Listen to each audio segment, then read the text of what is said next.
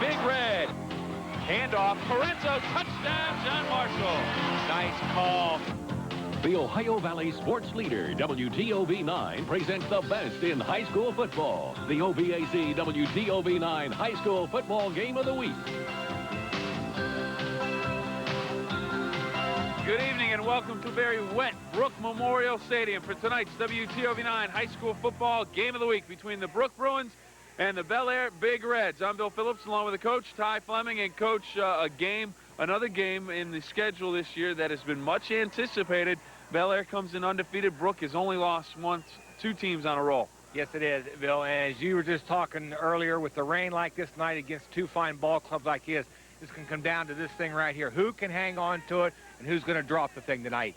So we're going to be really looking forward to mistakes early on to see how big of a key that plays in the ball game. And we should see one whale of a ball game tonight out of these 2 ball clubs. Coach, I always knew you never had any hands. Anyways, we get ready for the opening kickoff and the starting lineups right after this.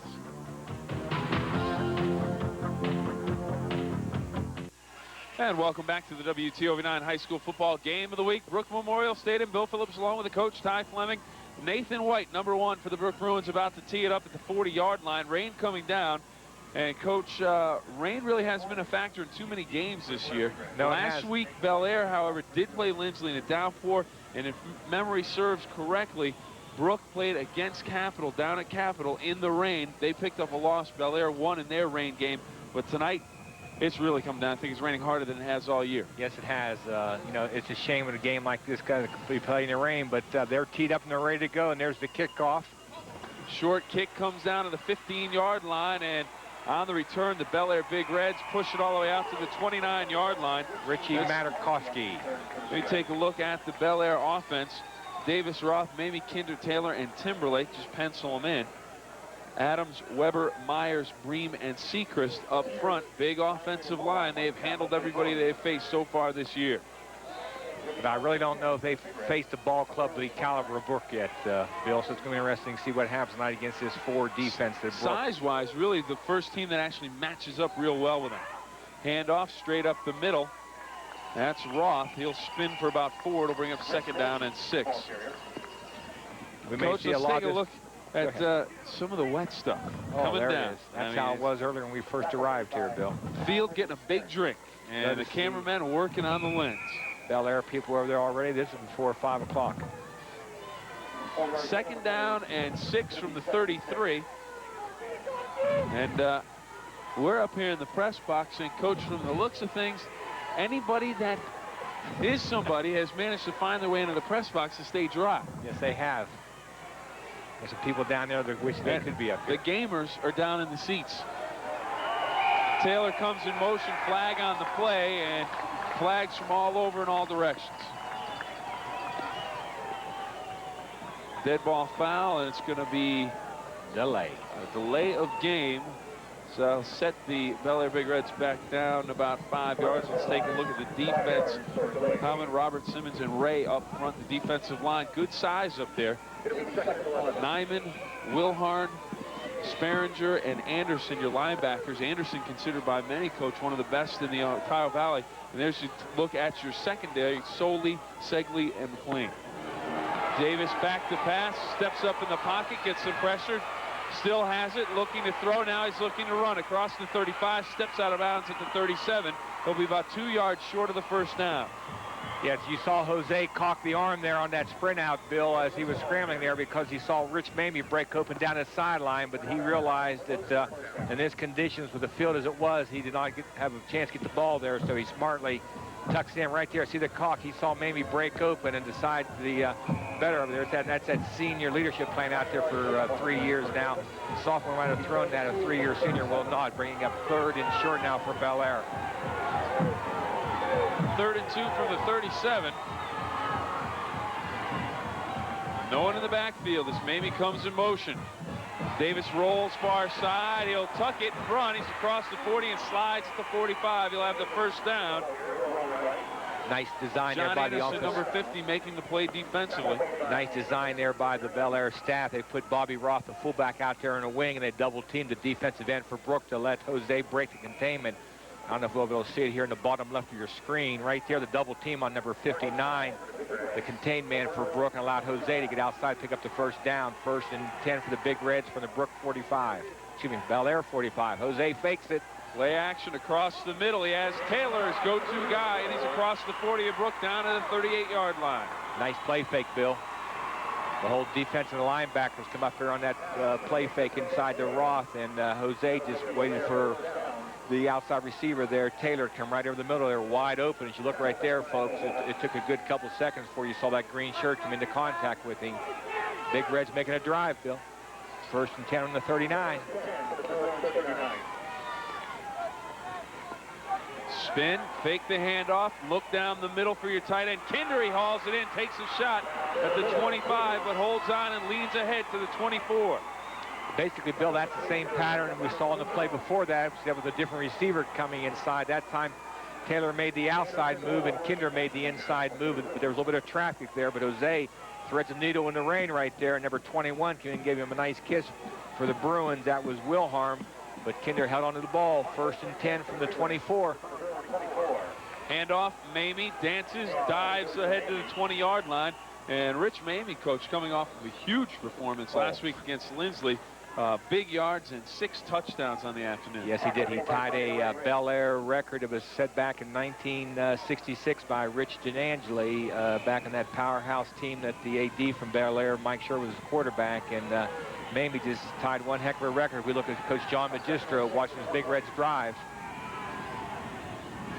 First possession of the game for either team. Handoff, Roth to the 15, down to the 10-yard line before he is corralled by 3 Bruins at the 10. It's a 1st down, and it looks like, Coach, they're going to spot it at the 11, so Bel Air will have an opportunity to get a first inside the 5. I tell you, Bill, you know yourself that's so important to get that 1st down on this side of the 10-yard line to give you them extra downs down here in case you need them down here. With 9:17 to go in the 1st quarter, the Big Reds so far look pretty efficient out here in this rain. Number 20, Nyman, making the play for the Bruins. He's been busy, called his name a few times in this drive. Davis back to pass, plenty of time, looks to the corner of the end zone, and it's incomplete. In and out of the hands. It looked like the intended receiver, number 35, Mamie, had it for a moment, but it slipped through the hands. Just a little bit overthrown. Nice play there. He saw the open receiver. He took his time and laid it there for him. Agree or disagree? Rain's coming down, a little bit of a problem. Heavy winds earlier this afternoon. I thought the winds would be more of a problem for Bel Air. Definitely. No winds, not much of a problem with the passing game. No, definitely. The receivers know where they're going. The receivers have the advantage, Bill. You know that yourself. You know that this has been beaten into their heads at Bel Air, that the receivers right now have the advantage out there of making their cuts. For the defenders, do not. Bobby Roth, short yardage. Tried to make the cut that time. The water reached up and grabbed him. Slick surface, and he went down inside the 10. It's going to bring up 3rd and about 8. And get the 1st down at about the 1. That's what, with the weather reports, one of the considerations today, if someone was picking favorites, one of the obstacles would be that wind. Brooke likes to keep it on the ground mostly, and Bel Air looks to put it up. The wind may have been a bigger factor than the rain. Bel Air overloading to the left-hand side. Now they get trip plus a motion back. Look for Jose make that sprint. There's that double team on the end. Jose across the 5, and he'll be knocked out of bounds. Wilharm comes up and shoves him out at about the 4-yard line. Here's a decision for you. 4th and about 4. Are you going to kick it or are you going to go for it? Well, Bel Air hasn't been real keen on kicking the ball this year, Bill. Seen him several times, and when they score, they like to go for 2, so I don't think they have a whole lot of confidence in their kicking game at this point. So they are sending in a play. They're going to go ahead and try to punch one in here on 4th and 4 from the 5-yard line. Grant Allen checks in now. It's not a goal to go. They can get the 1st at the 1-yard line. Bruins defense back against the wall, looking to come up with a stop. 4th and 3 from the 5. And a motion penalty against Mamie, and that hurts. The Bruins catch a break in the Big Reds. Now that is a motion. See, he was going in motion, though, Bill. That's one of their plays. You know, like I say, I have seen Blair several times, and Mamie takes those 2 steps for the line of scrimmage, and then will go in motion to the wide side of the field a lot. Maybe Davis gave him a big head bob. They don't announce the number. That's the one advantage for the high school players. That's right. You don't know who did it. Sometimes you do. Mom and Dad won't know until you get home and confess. 4th and 8 from the 9-yard line. Davis under center. Mamie in motion to the far side. Davis is going to roll that way, getting some backside pressure. Davis back across the middle, picked off. John Anderson across the 15 and out to the 20-yard line. The Bruin defense comes up big on drive number 1 against Bel Air. Anderson with the INT. He's out to the 20. The Bruins with the first big play of the game. Huge play for the Bruins right there. Good coverage down there by Anderson. He stayed with the receiver the whole way. We'll take a look at it right here. He's trying to put it in there to coverage. And he threw behind him, and Big John was there to pick it up. It just got tripped up, though. He had some sideline. He sure did. He would have been off to the races. Looked like Jose was the one that got the hand in there and tripped him up. Not only does that stop Bel Air short of the first down and short of the goal line, it also gets the Bruins right out of a hole. They get the ball with pretty good field position, considering at the 20-yard line. Handoff on first down, spun around and put down on the carry. That was Sparinger, the big fullback, in there for Brooke. Sparinger, the fullback, on the carry on first down. Pickup of 1. There's a look at your backfield. Sherrick, Sparinger, who just carried Boyd, Segley, Soley, and Howman, the tight end. Up front, a good offensive line, good size. Ray Donnelly, Mann, Anderson, and Bertram. Nice thing I watched last week, we saw these guys against Wheeling Park, Bill, and 2 of them guys in there are sophomores, and they're good-looking sophomores on that offensive line. Here's another sophomore. Boyd, and he is spun down after a short gain, so first and second down. Bruins go on the ground. Let's take a look at the defense. Kinder, Weber, Myers, and Sechrist up front. A good defensive line. Solid linebackers with Taylor, Allen, Roth, and Mamie. Mamie, the leading tackler in school history. And Timberlake, Zerfus, and coach, you have the Lekanudos. Ask the Bel Air coaching staff as they come up to make sure they pronounce that correctly for us. We mispronounced it when they played Steubenville Central, so we apologize. Lekanudos, the proper pronunciation. And that's what we'll go with tonight. Boyd on third down, ahead across the 25. Flag on the play came in from the line judge. And they were blowing it. And we're going to have a motion penalty, I believe. There's a flag on the play. And they tell us from the truck it'll be against the tight end. Thank you, Truck.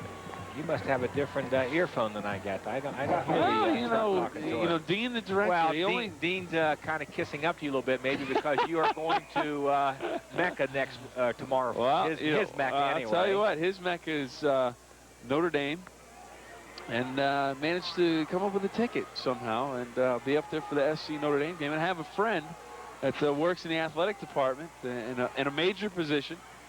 As we take a look at Sherrick across the middle, incomplete. Throw, that was to Hellman, Bill. Thrown slightly behind him. Good coverage by the Big Reds there as they come out of that play-action boot there, and everybody was covered, so he had to throw behind him. Receiver tried to put it in there, but it was just too much behind him. Bel Air's going to get the ball in pretty good field position, unless Nathan White, and boy, Bill, I tell you what, this kid got a live leg. Punter, kicker, kickoff specialist. He's a fine kicker. And we saw him last week, the first punt of the game against Wheeling Park. He was trying to read all the writing on the football before he punted and got a block. So I think tonight get it off a little. He won't do any reading on that ball. Good snap. Kick away low. It may have been partially blocked. Sounded like someone got a hand on it. It'll roll dead at about the 48-yard line of Brooke. We're going to take a timeout. Bel Air will take over with 6:06 to go on the Ohio Valley Hospital scoreboard. Bel Air nothing, Brooke nothing. There we go. And welcome back to the game of the week on the Ohio Valley Hospital scoreboard. 0-0 as the pitch goes to Mamie. Dances through some tacklers, still on his feet, close to a first down. Fine run by Mamie, all on his own, and it was shake and bake time on the outside for the Big Reds. Yes, it was. Real nice run out there by Richie, and good blocking. Big number 71 was out front leading the way for him. That was Tony Vingia, and he played right off his hind end real well and let him play with the block and then made the cut. Going to bring up second and less than 1 for the Big Reds right there. Number 71, he ended up missing him, but he was so daggone big. He was so darn big going out there that the defender had to go around him at 6'2", 240. Roth. Inside handoff to Roth, and he is out close to the 30-yard line, and Big Reds getting the job done on the ground right now. Yes, and Bill, the thing about holding the Brooke offense there to 3 downs and the kick, Bel Air ended up with real good field position starting on the Brooke side of the 50-yard line. And in this kind of weather, you know you want to have that short distance to get in the end zone. You don't like them 80-yard drives tonight. And a real big key, Bill, may be trying to score early before the field gets too muddy. Jose, another receiver across open. the middle. Taylor at the 15-yard line, and he's down to about the 11. So it'll be 1st and 10 from about the 11 for the Big Reds as Davis hits Taylor across the middle running the post pattern. So you know yourself, the key to this play is the play action fake inside to the fullback diving in there. We don't see the play right there, but what that did was keep the linebackers, them linebackers up in there as Taylor came across the middle at 12 yards. There was no linebackers in front of him. The secondary's dropping off, and that play's going to go real well tonight as long as them linebackers keep having to step up. He's open. Davis end zone, and it is picked off again. Segley, and 2 times the Bel Air Big Reds have had the ball deep inside Bruin territory, and 2 times the Bruins have come up with interceptions. We saw Mark Segley last week, Bill, pick off 2 of those against Wheeling Park, and here's the first one tonight for him. Jose makes a thread right there. And I tell you what, Segley made one heck of a break on this, Bill. That receiver was open. And, Dusty Kinder, the intended receiver on the play, and Segley stepped right in front, Coach. Mark did a real good job, and they're going to pin him down where, Bill? Inside the 1-yard line for the Bruins to start. Hand it off to your fullback, or you just lean ahead with the quarterback right here? Right now, I'd let my quarterback try to get me some yardage, especially against this wide 4 defense. Instead, he gets to the fullback on the dive, and he picks up the yardage. Sperringer out to about the 4-yard line. Budrow desperately wants a first down right now, Bill. He wants to get himself out of the shadows of his goal post and get some field position established. One thing Brooke's done all year long to people, they've played field position with him. They just keep trading back and forth. The next thing you know, Brooke's taking that ball on your 40-yard line. But tonight, the table's been reversed on him so far, so he'd love to get a good drive going here with 4 minutes to go in the first quarter. Handoff, Boyd dances to the outside into the secondary, first down to the 15-yard line. The Bruins on the move here on 2nd down. They pick up the first with Boyd out to the 15. Bill, last week, I was really impressed with this sophomore. Brian's a 6 foot, 175-pound sophomore. And, folks, if you haven't seen this young man so far, you're in for a treat tonight. He is just a natural runner back there. He's not exceptionally quick. He's not a strong-looking kid. He just always keeps that head up and looks for the cracks and is a very smart runner with the ball. 3:35 to go first quarter. No score. 1st and 10 for the Bruins at the 15. Sperringer, the fullback, out across the 20 to about the 21. Good gain on first down. That's a win right there. 6 yards. That puts the Bruins in a situation where they can keep it on the ground or maybe put it in the air. And knowing the Bruins, it's probably going to stay on the ground. It's going to stay on the ground. And one thing we haven't seen, Bill, you know, we've watched Brooke over the years, and that is the option game that Coach Billiard loves to run with their people back there, and they've been so successful year in and year out with it. So that really is their passing game, is that 4-yard toss backwards. Here it comes down the line. Sherrick option, gets away from Boyd. Good play by Boyd, just a fall on it, but a dangerous play there, and Boyd didn't want to take any chances. You don't want to turn it over that deep. And here it is right here, folks, the option that we were just talking about. And there's the pitch, and just slightly out in front of him. Boyd got a hand on, as you said, very smart, went down to the ground, not try to pick it up and bank anything out. We're going to bring up 3rd down and just slightly more than 10 for the Bruins from their own 15-yard line. Dangerous territory, Bill, in this weather to try to pick up a big chunk of yardage. 2:20 to go. First quarter, 3rd and 11. Handoff, Boyd takes some small steps, dances, spins, still on his feet out to about the 20-yard line. Good run by Boyd. And he went through the whole, Coach, just kind of picking and choosing, just kind of dancing a little bit. Look how many guys hit him there, Bill, and how long it took for somebody finally did bring him to the ground, and he bounced clear, as you said, clear to the outside here. Take a look at it right here, folks. Short little chops in here, and then watch him. He's going to come out of that pack now toward the bottom of the screen right here. Oh, one ball almost popped out of there. He held on to that. But he is a good-looking ball carrier back there for the Bruins. Nathan White again. I think the Blair deep people's got to move up a little bit tonight. They've been watching too many films of White kicking the ball in dry weather. Oh, shanked it off the side of his foot. It goes out of bounds. It'll be spotted, I would imagine, somewhere around the 30-yard line. We're going to be inside the 30. And they stop at the 27-yard line. That hurts and he's just having a tough time. Don't know if the rain has to be bothering, but it just doesn't seem comfortable. No, that happens, and as we said, you know, that's been the strong point of the Brooke team this year. Has been their kicking game, and so far tonight it hasn't come through for them. But we got a long way to go here with 1:30 to go in the first quarter, and Bel Air again within striking distance. Well, field position, coach, you've mentioned that the Bruins have played that game all year long. So far in the first quarter, it has been controlled by Bel Air as they run to the outside with their fine tailback, Rich Mamie. He's out close to the 20-yard line. And a pickup of about 7 on first down. As we were just praising the Brooke tailback, you're going to see the same thing out of the Bel Air tailbackers. You see Mamie walking back toward the huddle there. Rich is a 6-foot, 182-pound senior in there, and he's been in here for quite a few years. You mentioned earlier he's a leading tackle in their school history. He started that middle linebacker spot since he's been a sophomore and moved into the offensive backfield last year for him. Mamie hand off Roth, and he is into the secondary down to about the 10-yard line.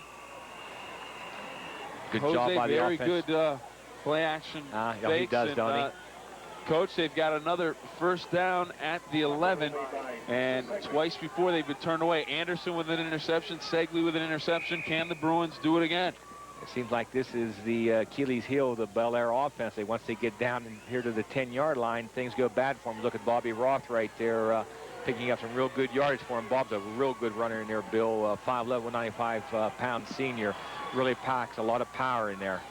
There he is and again. Off to Roth. He leans down to about the 5-yard line. And really, with this Bel Air Big Reds offense so potent, really playing Russian roulette down there if you continually let them get there. But the Bruins defense handcuffed this time with the poor punt.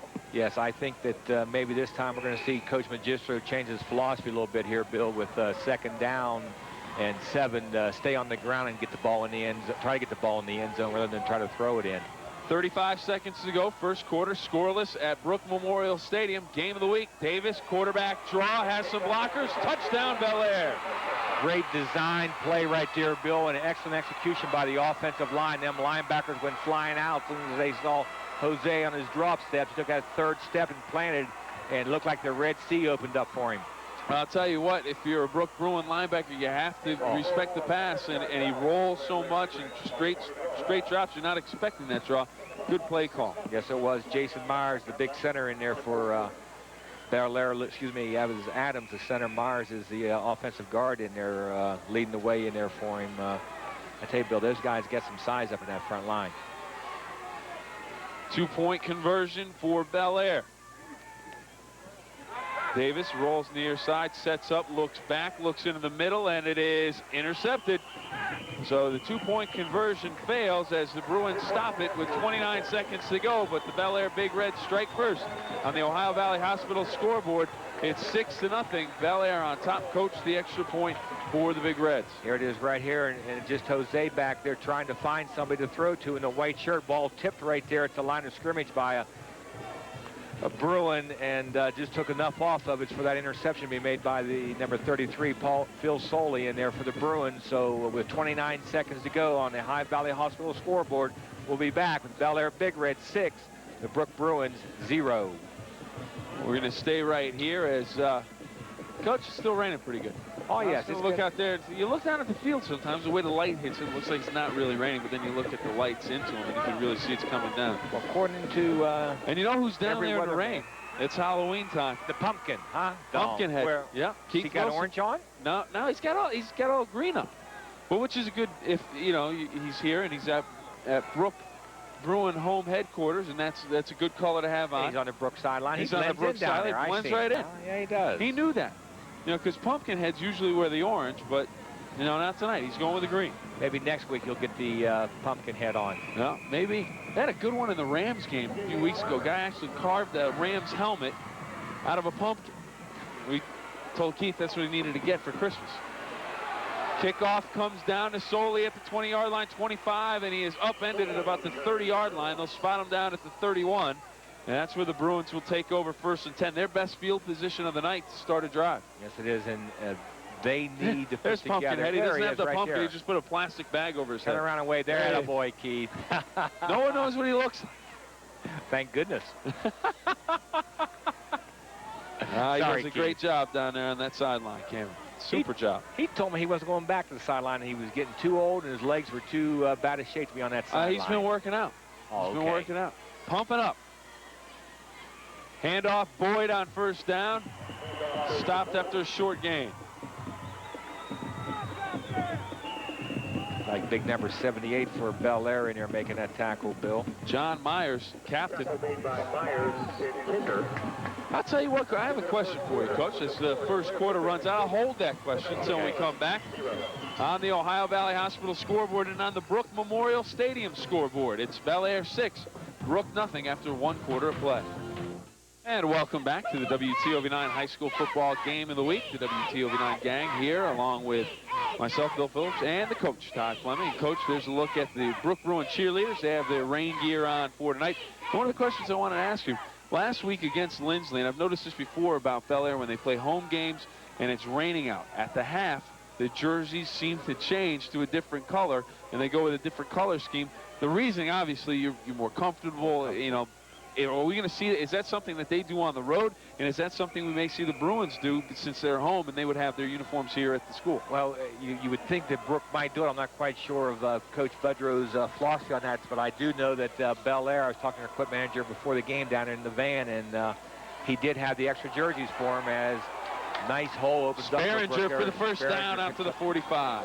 Real nice double the offensive line, but I do know that Bel Air has different jerseys down there in their equipment van to switch into at halftime as we take a look at Sperringer making a nice break up the middle. Good trap block there by the guard for Brooke. Not quite sure the number.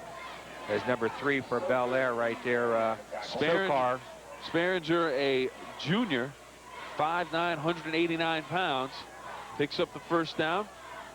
Handoff, Boyd tries to get to the corner, and Mamie comes knifing through and makes the play. Nice play by Mamie, scraped through the hole, coach, and shut him down as Boyd tried to get to the corner. Yes, Give him a short gain of about a yard and a half. Right here we'll see Brian Boyd making a break. He was an power off tackle play, and he saw the outside open up there and try to use his speed to get to the outside, but Mamie had the speed and the angle to cut him off right there as his big defensive tackles kept the Brooke blockers off of him. 2nd and 9. Segley and Wilharm in a slot to the far side. Handoff, Sperringer still on his feet. And he is stopped after a gain of about 3 on the bottom of the pile. Looks like big number 68, Coach. Josh Weber. Josh Weber. 6 foot 235. I tell you, as we mentioned earlier, they do got some size up there for Bel Air there in the front line. Jason Myers, you mentioned a little while ago, 6 foot 238. Weber in there at 6 foot 235. Those are pretty good anchors for that defensive 4 they're putting up there. Quick look across the middle for the tight end. Heilman incomplete. The intended receiver was Heilman. It'll go over on downs.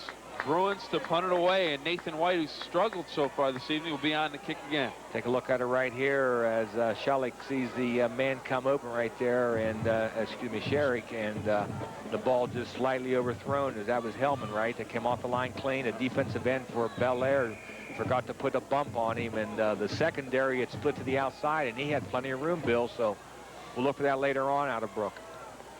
Bruins the punt. Good snap, drops the snap. Ball kicked away, low end over end kick, takes a Bruin hop at the 30 and stops dead at the 25-yard line. So good play by White to get the ball under control and to get it off. But the punting game struggling. Good snap from the long snapper. Everybody seems to be standing around out here in the field. I'm not quite sure if there was a penalty on the play or what, but officials are just kind of looking. Now they're coming up to place the ball into play, and the Bel Air offense will be taking over. A good thing for Brooke on that play that Bel Air did not have a block on it. They had on the earlier punts, Bill. Let's take a look here at the snap.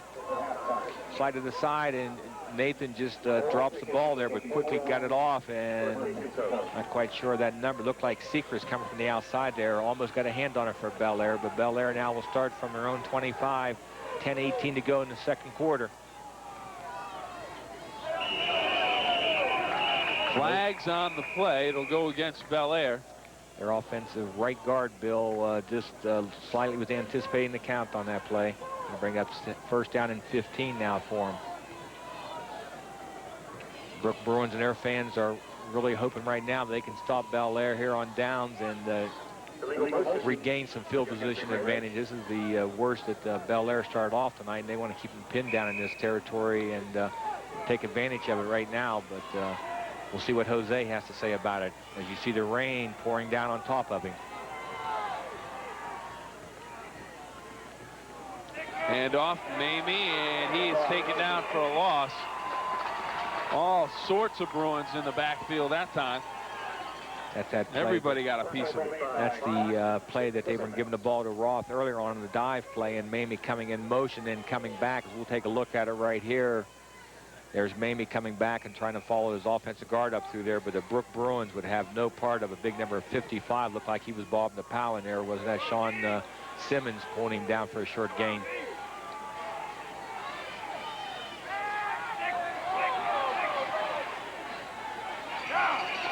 Hand off on the carry. Roth on a draw play, Bill, and looks like we're going to have looking at 3rd and almost 10 now for the Big Reds. See right now if Coach Magistro wants to take a chance down at this end of the field, Bill, in this rain to go ahead and put one up, and I look for it to be, ball to be in the air. He just has a world of confidence in the ability of Jose to pick out the right receiver and do the right thing with the football. Davis back to pass, getting some pressure, slips out of his hands, pops up into the air, and it is incomplete as Sagley almost picked it off at the 40-yard line. We had a jump ball there, like number 30 for Bel Air Roth and number 5 for Brooke McLean. Right here, take a look at this. Just slips right out of his hands. And you're just going to see a jump ball right here between a white and a gold green shirt. And there's Mark. Oh, boy. Mark Sagley like to have that one over again.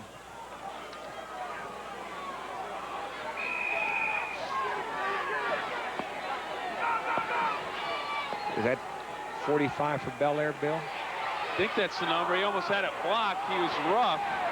It's going to go against the Bruins. Ball rolls away down to the 35-yard line, and I think the Bel Air Big Reds may get an opportunity to get the football back because their punter was hit, and I don't think the ball was tipped. No. Roughing the kicker. Take a look at it here, folks, and you're going to see a lot of green jerseys come around him. But just a bad angle, Bill. They got to be able to cut that angle off a little bit shorter there and go where the ball is going to be placed on the foot, not where the kicker is. Kind of tough to come off that corner, though, in this field and keep your footing and make that a sharp cut inside. Automatic first down for Bel Air. 8:39 to go. The Big Reds lead it 6-0 over the Bruins. Brooke Memorial Stadium, WTOV9 high school football game of the week. Penalty will push Bel Air all the way out to the 40-yard line, so good field position as well as the automatic first down. 8:39 to go in the half, Bill, as Bel Air moved up in there where we see now the green area more so than that little mud slot we saw him in earlier. And Jose Davis, on that quarterback draw. He's got the first down out at midfield. Jose got that slide down pretty good, Bill. Looked like he'd been watching Kenny Lofton do that for the Indians.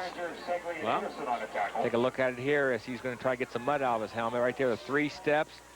Get the linebackers to draw back in their zone with the 2 big guards in the center leading the way for him and his backs. Bobby Roth there helping direct traffic for him. First down on side of Bruin territory. Sparringer makes the play defensively, number 45 for the Bruins. Clock moving, 8:13 to go, first half of play. 1st and 10 at the Bruin 49-yard line. Mamie in motion, handoff, Mamie up the middle into the secondary and out close to the 40-yard line. He'll be about a yard short. That's that play we saw earlier, Bill, that Brooke was all over, and this time we'll take a look at it here as Mamie comes in motion and then comes back off the little counter action. And this time the trapping game was a little bit more to the inside. They ran that trap this time to the tackle over the guard rather than try to go outside of the defensive end. So we'll see if Bel Air comes back to that play. Mamie in motion again. Handoff, there Mamie, it is. nothing there. Dances a little bit and still gets the first down. Chris Ott, number 69, in on the play.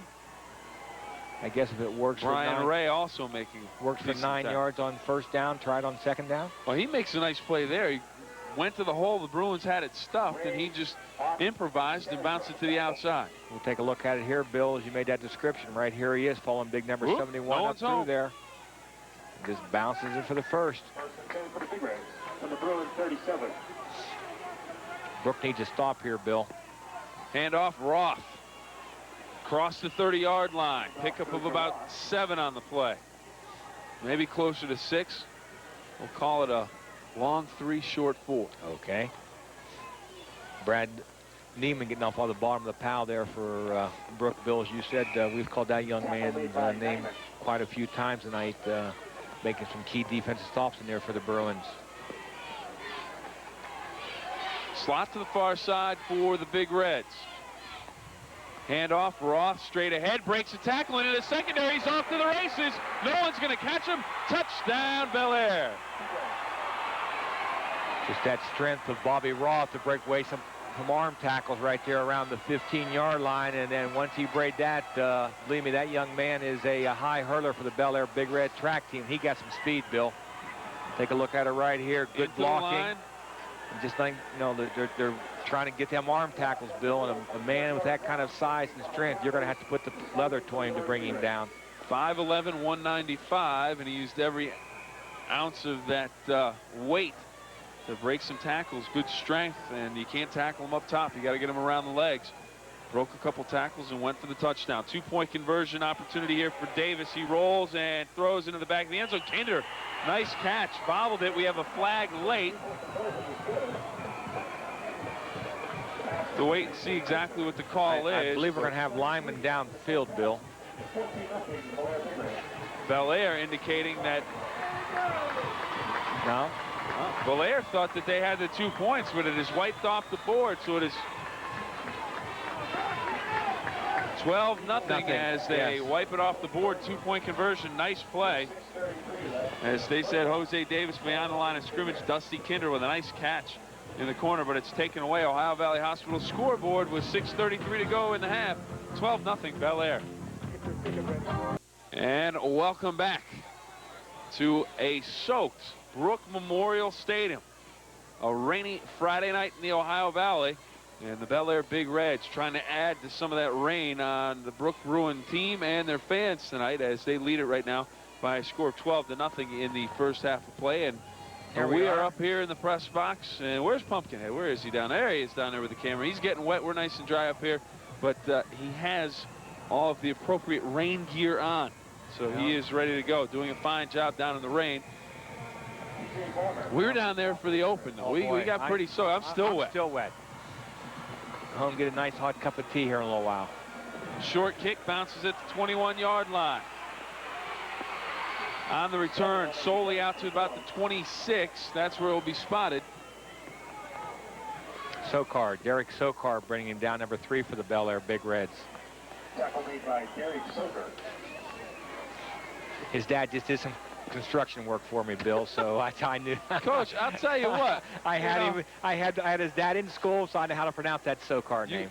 You had his dad. You had his dad in school, and he did construction work for you. Yes, he did. I'll tell you, you've got more ins around the Ohio Valley. Every game we go to, you know someone that either went to school or did work for you. Well, you know. And I hope you're getting a discount with all these free plugs you're handing out all season long. All the grief that I received on them sideline all them years, I guess maybe it might pay off a little bit as we take a look at the Sunday lineup. Well, Bill, I'll tell my you what, Brownies. if it keeps raining, you just camp it in front of TOV9 this weekend. Bill Cowher's show, that should be interesting this Sunday morning at 5:30. Wow, was that a ball game? I don't think too many people are going to get up that time to watch him. I know you witnessed that game last night. I was up at Three Rivers. That was dreadful. I loved it. Well, you're a Browns fan. You would. But it was not a good football game. No. Thank goodness Cincinnati had some big plays in that one. But anyways, Coach Cowher's show at 5:30. Sports Sunday with George Kellis. Still have a lot to talk about, and that starts at 12:30. And talk about some Kellis crazies. Well, there's a Pumpkinhead.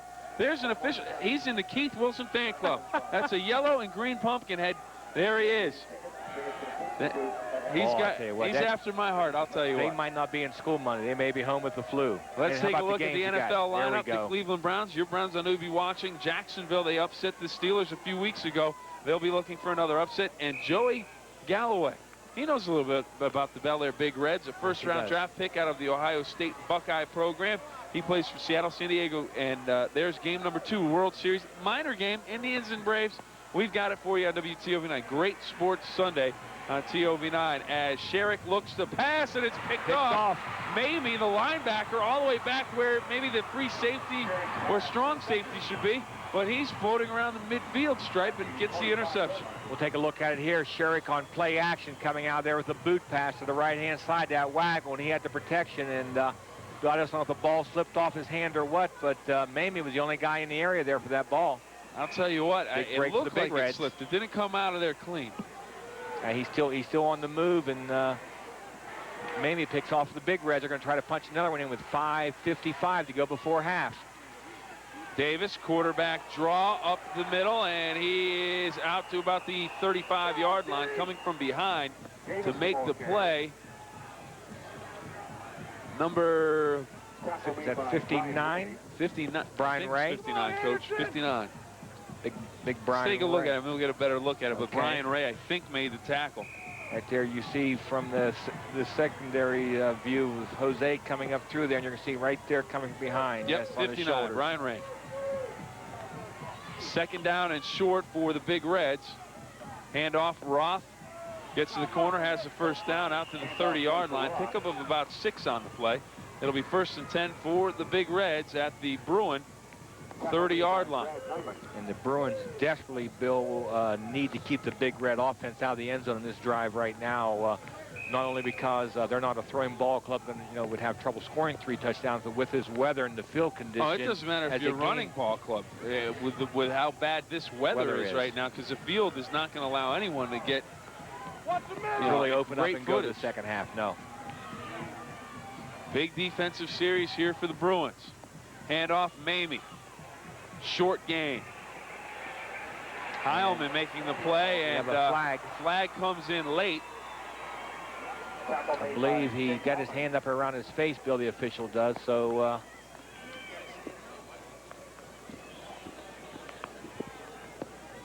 let's see what the call is. We don't speculate too much here.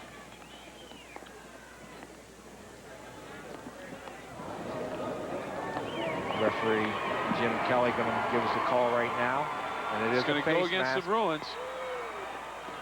All the way down to the 15-yard line. There's a break for the Big Reds. The Brooke defense rose the occasion there, Bill, and stopped him for a 1-yard gain. The first quarter, the Bruins defense dodged a couple bullets with some interceptions. Then Bel Air got into the end zone twice. Bruins would like another turnover right now. Davis, handoff, Mamie on the ground, 10-yard line. Ball goes loose, and there it is. There's your turnover. The Bruins needed one, and they got one.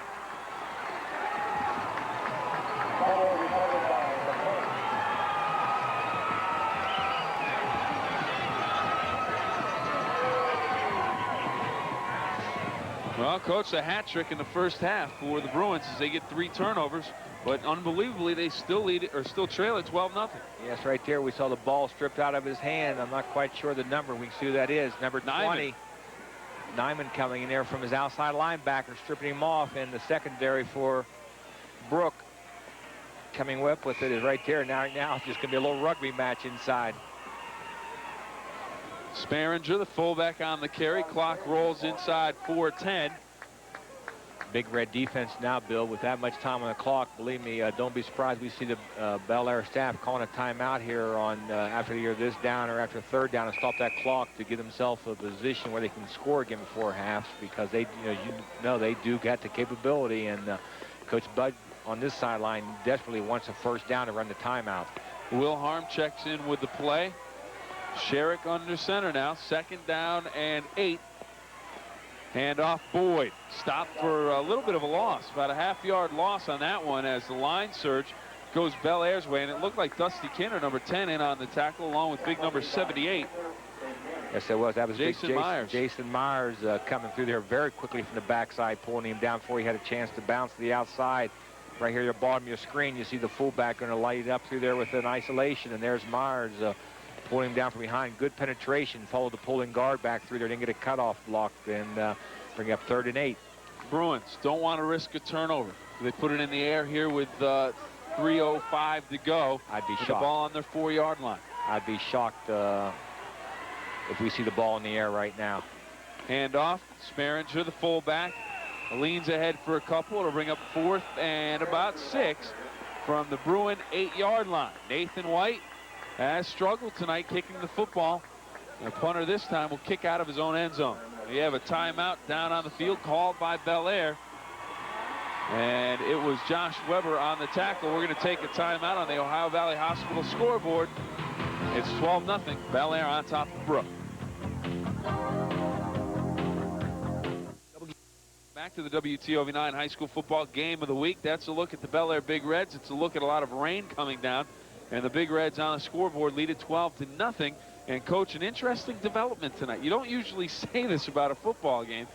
But Bel Air leads at 12-0. But the Bruins have played pretty well in terms of forcing turnovers and coming up with big plays when they needed them. Yes, they have 3 turnovers that have turned the Big Reds away from touchdowns. But the thing, Bill, I think what that indicates is just how dynamic this offense of Bel Air is. I mean, they can just score from any place on the field. And if they do make a critical mistake there, it don't let it bother them. It doesn't get to the psychic of Jose. He comes back out the next series, and he's flinging that ball again. The coaching staff is calling the passing plays for him out there. They have real faith in Jose and his ability to deliver, and he's going to make mistakes, but they don't let it bother him. Joe Scripanti is the long snapper, number 48. So far, he's been solid all night long. Good snaps. A big one here as the rain continues to come down. White in the end zone. He struggled a little bit. Snap, a good one. White gets it away and off the side of the foot again. A little bit better than his last one. It'll roll dead at about the 24-yard line. So White continues to struggle tonight in the poor elements. And with 2:35, Bel Air will get another opportunity with good field position at the 25. They have 2 timeouts to work with, Bill, in that 2:35, along with the stoppage of the clock for any first downs that they would pick up. So let's see them. There they are coming out of the huddle nice and quick and getting up to that line of scrimmage. Clock will be moving.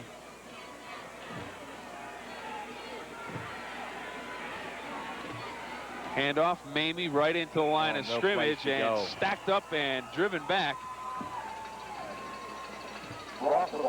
John Simmons, number 55. Sean Simmons, number 55.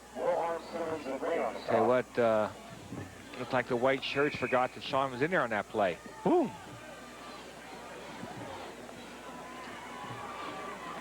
Stuck the old face in the numbers, Bill, the head up, and drove him back. Quarterback draw, and this time the Bruins aren't going to go for it. Whistle dead, and that's our first sack for a sack, Coach.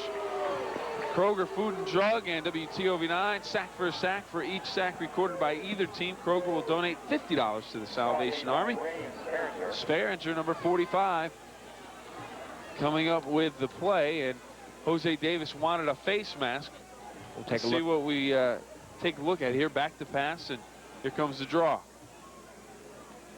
And he was right, a little bit of a face mask. Right there. Someone did reach down and grab a hold of it. Let go rather quickly, so no call. Referee did not see it. 1:51 to go. Ball on the 28-yard line of Brooke. 3rd and 13 for Bel Air. 2 down territory, I'd imagine. Oh, definitely 2 down territory in this situation with 1:51 to go in the clock and another timeout to go. I don't think I'd be really shocked, Bill, if we see this ball on the ground. I think we're going to see the ball put into Jose's hands, try to get him to the outside. They've had real good success tonight. Every time they've tried to sprint him to the outside, they've broken containment and let him pick up a decision, pick up the first down, or find a receiver. Davis, handoff. Oh, Davis, play action fake, had me faked out. He goes down to the goal line and he's picked off again for the 3rd time tonight. Number 33, Soley, comes up with the interception. Phil Soley at the goal line, and that's the 4th turnover of the game for Bel Air. 3rd interception of Davis. And I'll tell you, he had me faked out on the play action. He did a real good job right here. And Bill, he just tries to go too much touch on this ball because Bobby Timberlake is behind the Brooke defender right there. If he throws the ball deep in the end zone, I believe they had 6 points right there. And Jose just tried to feather that football and didn't get enough oomph to it.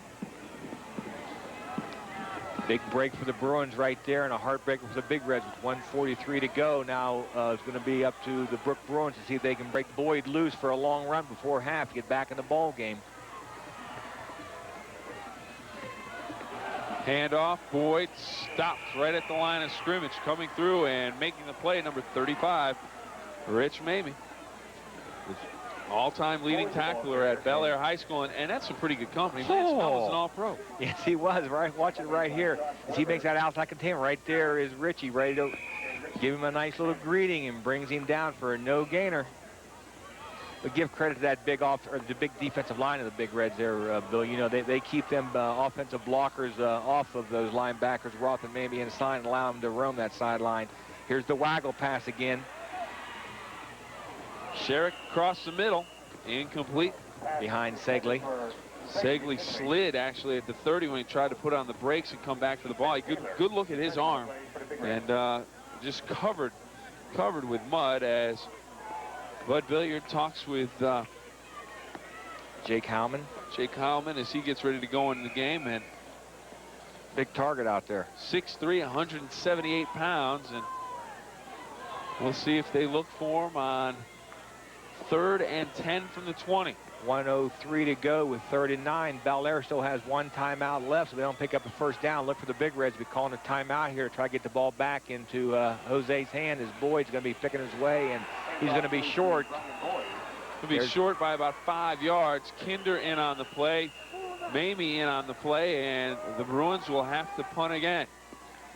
So with 53 seconds to go, Bill, Bel Air's used their last timeout here before half, and the ball on the 24-yard line. And the way that he's been kicking that ball tonight, I wouldn't be surprised right now to see if Bel Air go ahead and makes a gamble and put an all-out rush in there, because they haven't been receiving any of those punts cleanly for returns.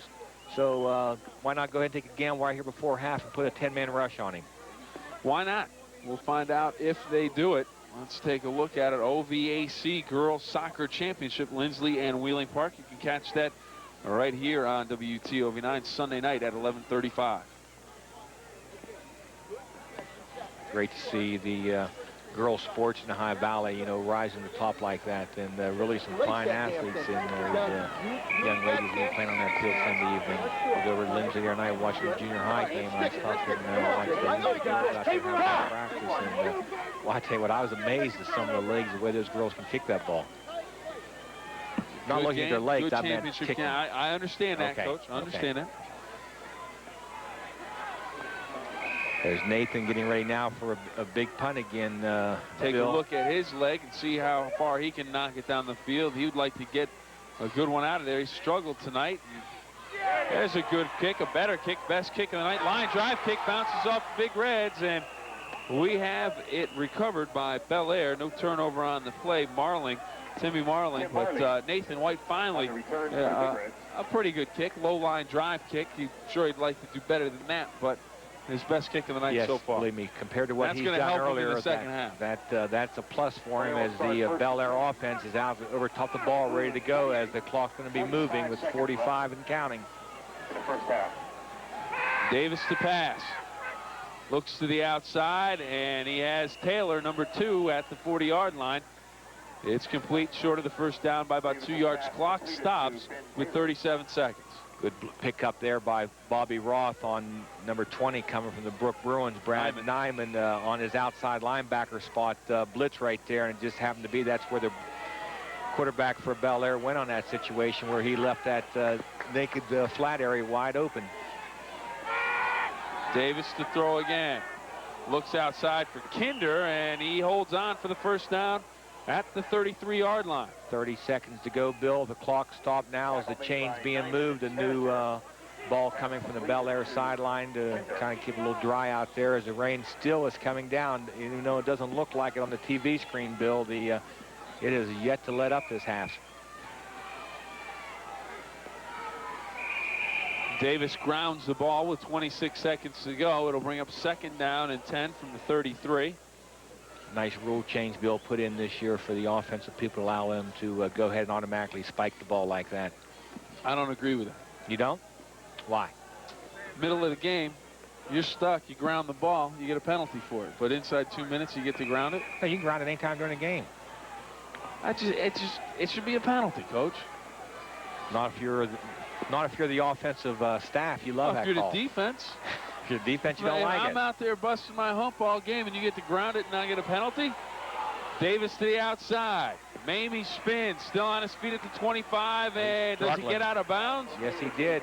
The clock stopped now with 16 seconds to go as he struggled to get out of bounds over there. Hey, Coach, I'm a former quarterback. If anyone's going to want to ground the ball. Take a look at it right here as Jose looks down the field and come out to his flare back right there. Nice spin move, and who is that, 21 there for Brooke, held on to him. Dusty Wilharm held on to him, but Mamie drug him to the sideline to stop the clock. 16 seconds to go. Bel Air on the 25 of Brooke.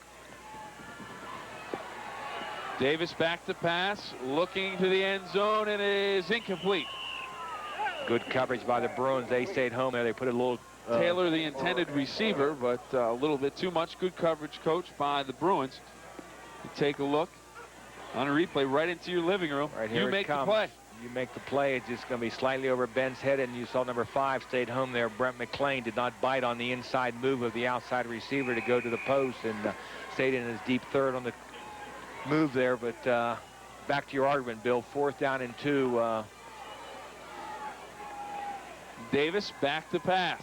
Brooke trying to put a little pressure on him. Steps up, and he's going to get it from the backside. Ball's on the ground. It'll go over on downs no matter what. And did the Bruins get the turnover? It's 4th down, so it didn't matter. Jeremy recovery. Give credit to Jeremy Roberts, Bill. Number 44 of not giving up there. He came on a blitz and got blocked there in the backfield and just kept chasing Jose. See if we can pick up 44 coming. Right there, he just got blocked, and he just kept right on fighting up through and didn't give up. Jose had plenty of time, plenty of room to run the ball, but he wanted to get it into the end zone as the half was running down. And I'll tell you what, it's 12-0 on the Ohio Valley Hospital scoreboard in favor of Bel Air. Could have been a lot worse. Credit the Bruin defense. Played an outstanding first half, making a number of big plays right against the goal line, and it could have been a different situation. But it's 12-0 on the Ohio Valley Hospital scoreboard. We'll come back with the Battle of the Bands.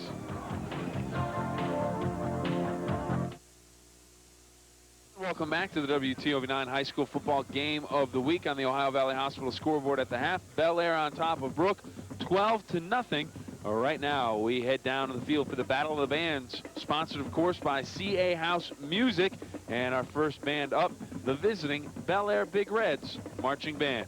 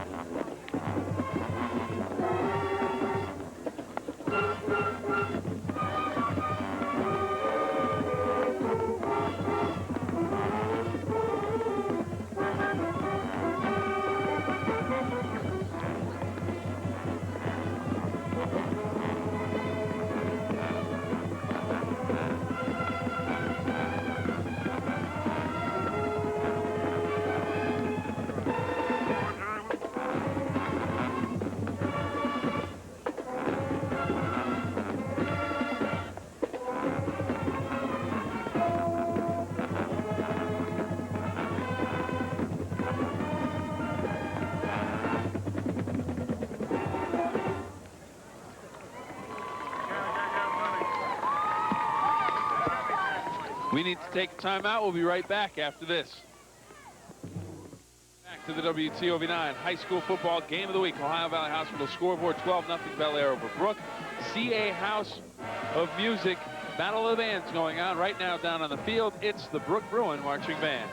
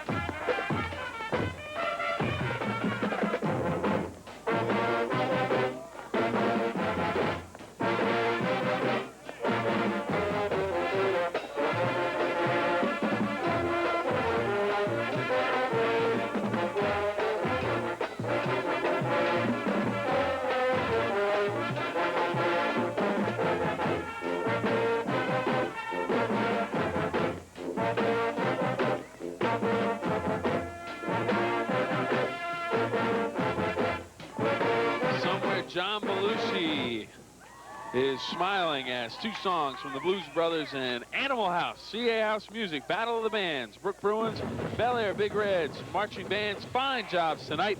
We're going to take a time out and come back with the second half of play right after this on the Ohio Valley Hospital scoreboard. Bellaire leads it 12-0.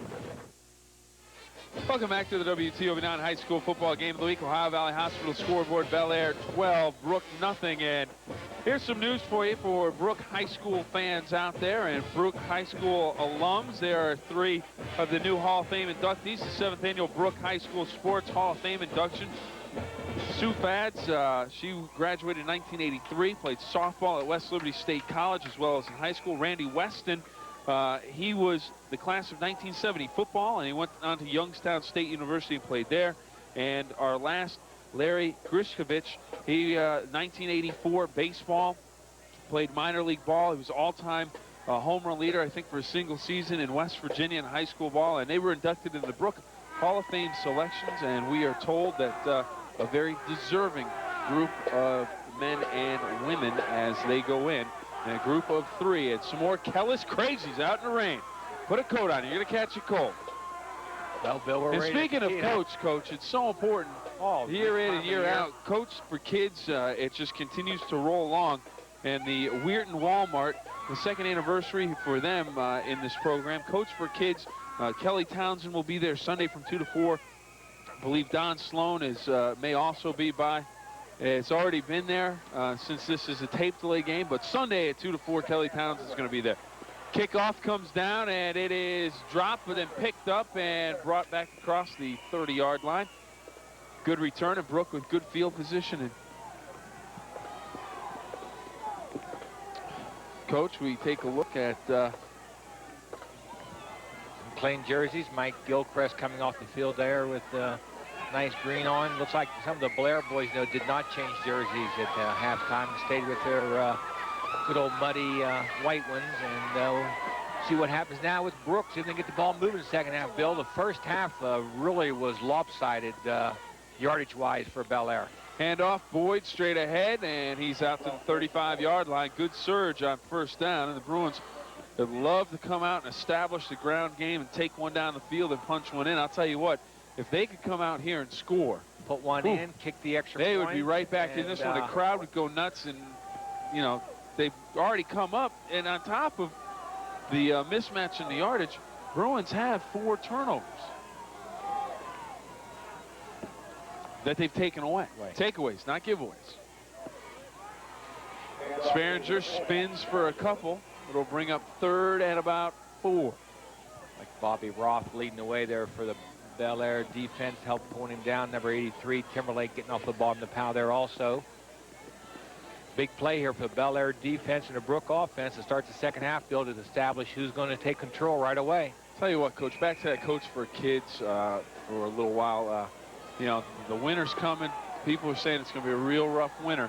And if you can help out in any way, donate some money, donate a coat or two, the option. Big help as the Bruins run the option to the outside. Boyd, and he's going to be short of the first down as 4 Bellaire Big Reds get a piece of him and stop him before the 40-yard line.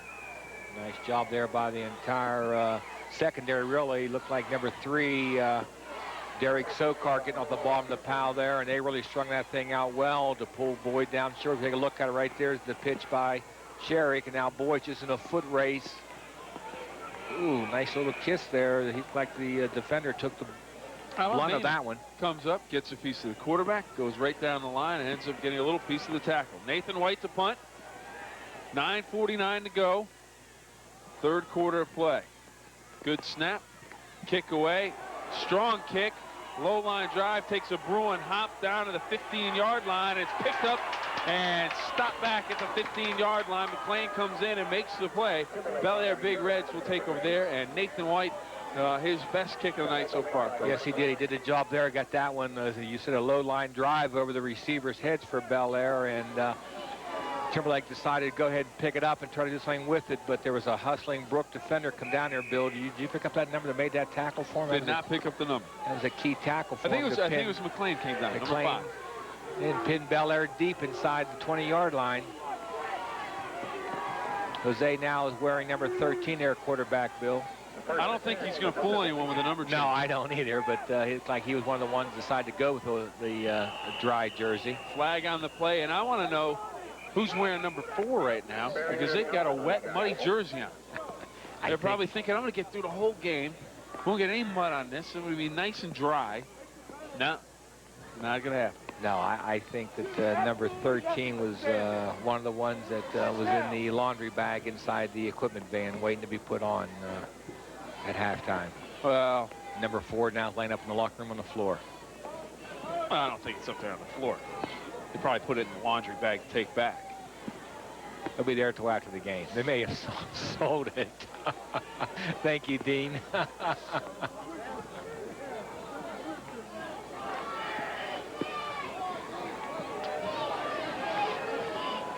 Laying up there on the floor. Laying up here on Coach, the floor. I mean, you know, you got to learn to pick up after yourself. After the game, Bill. 9:09 to go in the third quarter. 1st and 15 for the Big Reds. Hand off straight ahead. Roth out to about the 20-yard line. Picked up the 5-yard penalty +2. We're starting to get to the John Madden field. Oh, yes. A lot of players like playing in this stuff, Coach. Oh, kids love it, Bill. I mean, you want to, especially at times you're out there in that practice field, you don't want to be out there too long in the wet and the cold, but you got a hard time getting the kids sometimes out of the mud puddle. They love out there playing in the mud, making a mess for their moms to have to try to clean up. You want to leave your jersey around on the floor, Mom will get after you. Hand off, Mamie tries to get outside, and he is stopped for a loss. So all of a sudden, Coach, we talked about it in the first half, playing field position back and forth, and the Bruins right now trying to do that same thing right here as they have forced Bel Air into a 3rd down and long situation. Right here we see the trap, and that time Mamie's trying to bust to the outside, and Jake Hillman would have no part of it. He was there waiting on him, bringing him down. Going to bring up 3rd down and 9 for the Big Reds now from their own 17-yard line. Davis to pass. Plenty of time, looks downfield, has a man, tiptoes, inbounds. 1st down at the 30-yard line. Good play there by the receiver to keep inbounds. I think it was number 83. Yes, Bobby Timberlake. 6 foot, 155-pound seniors. We see Jose just back here, just nice and soft and easy, laying it out there for him. Yep, as you got said, both in. He did the old tiptoe routine out there. 1st and 10 for the Big Reds now from their own 30, trying to get it out of the shadow of their goal line. 7:52 to go in the 3rd quarter.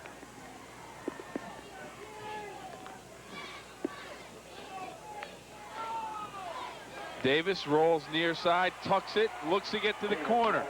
He's going to go out of bounds at the 35-yard line, and Hit out of bounds by McLean. it'll be a gain of about 4 yards, and got tangled up with a few cords and wires down there. Some of the headsets may have been ripped off. Well, I hope the headsets didn't get ripped off, that we don't get blamed for that this week.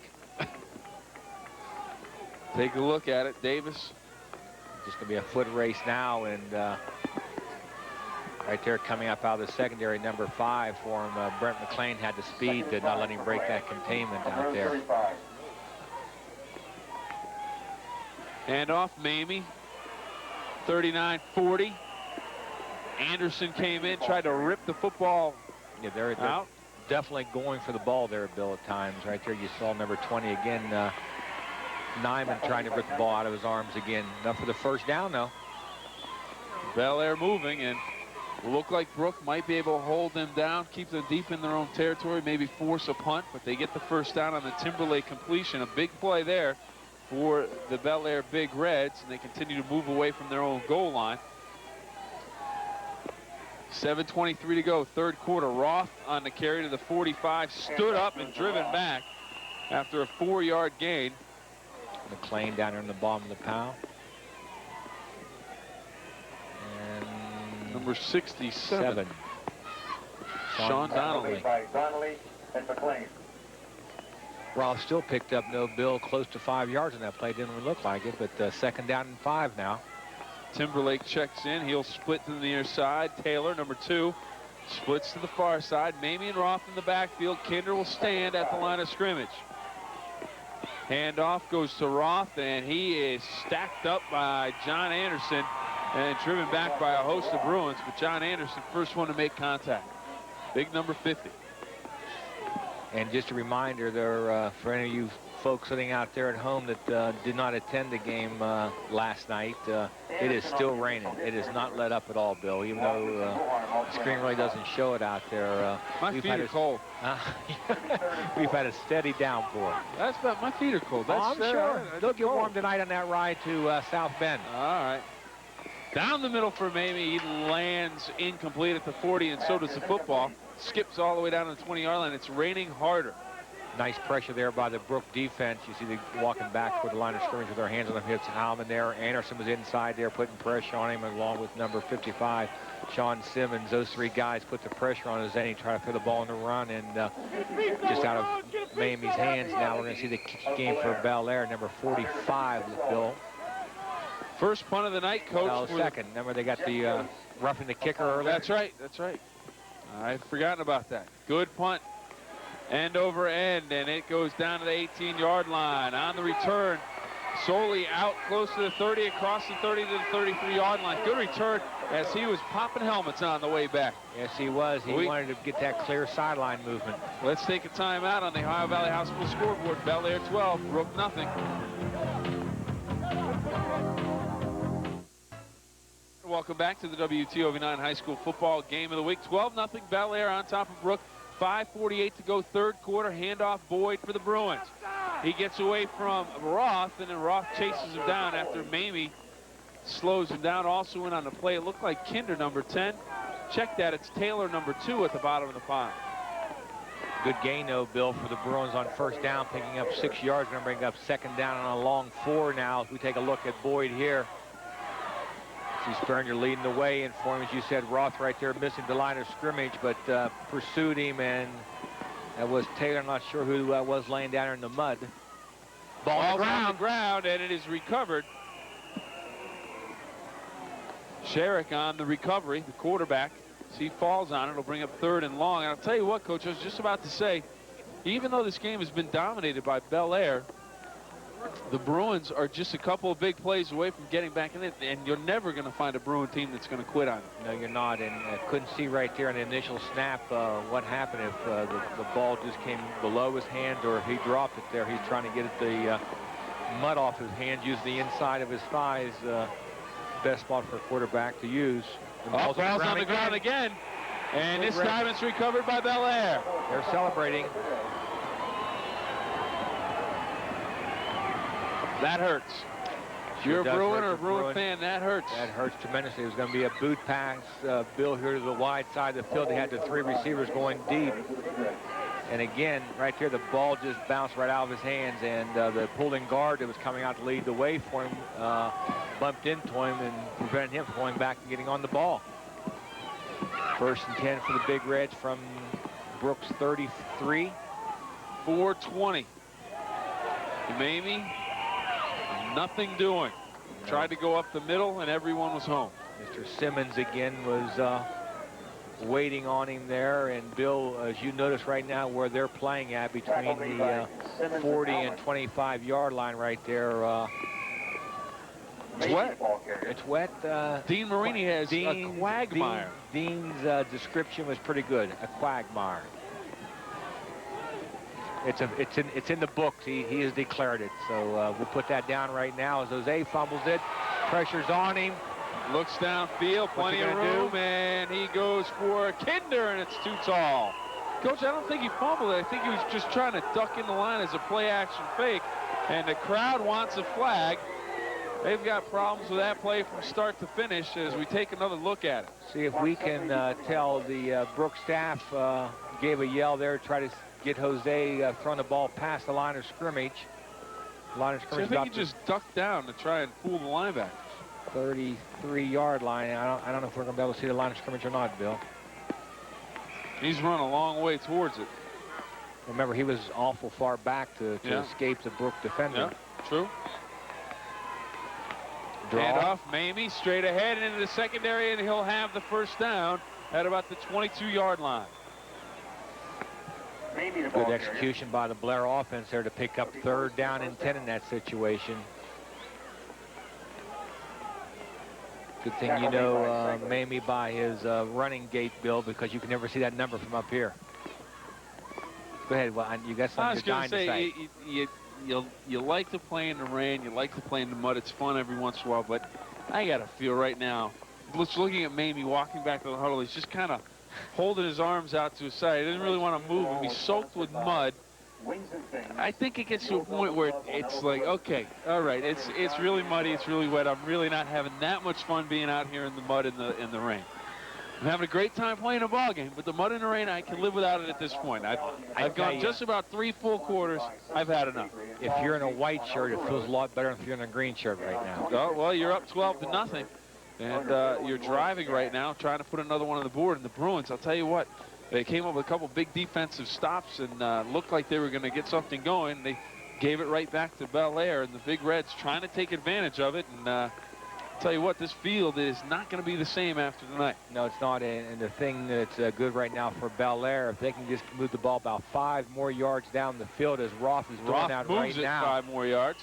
They're going to be down there where there is some green grass. Not going to be quite as muddy as you'll notice now as they're getting up off the pow right there. You don't quite see the quagmire that goes back up about 10 yards away from them. Ball will be spotted at the 26-yard line. I'll tell you what, Bill, you know, to the credit of the Brooke grounds crew up here, this field is in really good shape. There have been an awful lot of fields around the valley that tonight it was really, I bet, a mud hole with this rain coming down. That goes back to the summer when there wasn't much rain. It dried everything out. Now you get too much rain, it turns it into mud. Jose on the outside. Davis looking to roll, tucks it away. He's going to run. He's at the 10, down to the 7-yard line. First down, Bill. First down for Jose Davis and the Bel Air Big Reds with 2:29 to go. It'll be first and goal from the 7. Take a look here. Number 13, number 4, he looks 13, the same. Number 4. He's not Jose. He ought to be. Neiman bringing him down right there, and Seckley helped cleaning him up. First down and goal from the 7-yard line of Brooke. 2:16 to go. Roth. And off Roth at the 5-yard line. Coach, I couldn't figure out who had it. We've lost the numbers in the mud now. Wasn't sure who he gave it to. Gave it to Roth, and tackled by the young man that we've been calling all night long, Brad Neiman. Nyman, excuse me. Yep. He has played an outstanding game. And Coach, that's a perfect reminder. The Red Donnelly Scholarship Award winners, the players of the game. And I'll tell you what, Brad right up there at the top of the pile right now, as he is having a good game, listed at 6'1", 153 pounds. Wow. He packed some dynamite, Bill. I'll tell you. This goes to show you, folks, you don't have to be a huge Quarterback draw. to excel at Davis this on game. his feet down to about the 3. I think the Bruins have kind of diagnosed that one. Yes, they Not have. as much of a surprise anymore. Davis, the ball carrier. Third down and goal now from just outside the 2-yard line. Timberlake bringing the play in from the sideline for the Big Reds. Clock about to move, Coach, inside of a minute to go in the 3rd quarter. Bel Air looking to put another one on the board. Handoff, no, fake. Davis to roll, and he is going to get in the end zone. Touchdown, Bel Air. He had the receiver out there, Bill, but well coached, knowing that a lot of things can happen when you put that ball in the air. Just use your foot speed when you can and get it in the end zone. Nice fake. Real good fake into the line. Looked like he had handed it off, and then he came out of there. Watch Mamie really put the exclamation point on the fake by diving, trying to get up in the air, and there goes Jose now just in a foot race, and he got the speed right there. You saw the receiver, Timberlake, waiting on him. The great thing about quarterbacks that can play action pass and really sell the fake, they give themselves that extra moment to think, that extra moment to step back and make the play. Yes, they do, and he's really done it tonight, Bill. As you said, there's been several times we really not look at the rain coming been down sure. now. Oh, Coach. yeah. We've not been sure who has that ball and who doesn't. Bel Air will kick for the extra point. P.J. Balmer. Blocked. And it will be 18-0 on the board. The extra point is no good. 52 seconds to go on the Ohio Valley Hospital scoreboard. 18-0, Bel Air over Brooke. Not sure, Bill, there who to give credit to. It was either McLean or Seckley that came from that right side that came in there and got a big paw on there to knock down Balmer's extra point try. So Bel Air still is yet to score an extra point. Bel Air well on their way towards a playoff berth. And, Coach, they have had some problems tonight scoring extra points, and that could be something, a big concern come postseason You better time. believe that can be a huge concern come postseason time when it starts to get a little bit tighter competition. And you'll see a look right here that coming from the top of the screen, clean from that outside, is number 9.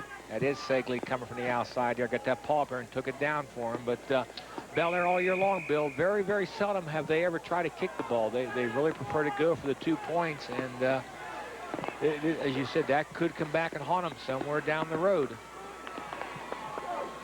52 seconds to go in the third quarter. And Brooke desperately needs a quick score, Bill, to get back in the ball game. They have had their problems offensively. Really like to rip off a big return as we take a good look at the raindrops off of the helmets. What's that stuff you put on your house keeps it beading up or something? You get the finish on your car so it beads up. Just Wax? I don't know, but they have the rain dance. Oh, rain! Oh, you're going for a brand name. Yeah. We'll They get the rain dance helmets tonight. We'll see if we get a salesman to bring some rain dance. He's clear through. McLean with a nice return all the way out to the 38-yard line. You heard Dean. You heard the boss. Nope. I wasn't trying to make a plug. I was just trying. It just fit. Rain dance just fits tonight because it's raining out.